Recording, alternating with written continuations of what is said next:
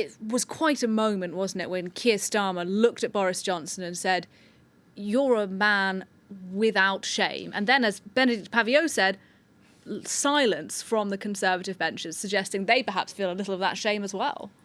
This has been building up for weeks, and we've now got to the point where Boris Johnson has said we have to wait for the report to be published, and every time there's been an accusation against him or an allegation that he didn't respect the rules, he kept saying we have to wait for the report to be published. That report has been published, but as we've just been hearing, it's not the full version. It's only a redacted version because the Metropolitan Police has launched an inquiry into 9 of those parties that allegedly took place in Downing Street to see if the ministerial code of conduct was broken, and therefore has asked for details of those 9 parties to be withdrawn from the report and just to be referred to very briefly.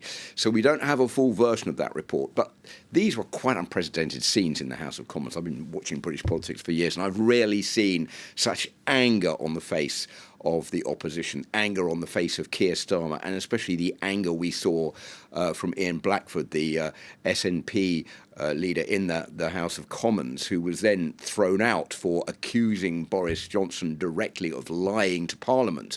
That is something quite unprecedented as well. And on top of it, we have Theresa May, the former Prime Minister, also standing up and saying, did Number 10 not read the report? Did it not understand the report? Or is it decided that it didn't apply, those rules did not apply to itself? So it is quite an unprecedented scene in the House of Commons, but Boris Johnson, of course, showing no signs of wanting to stand down or accepting the idea that people would like him to go.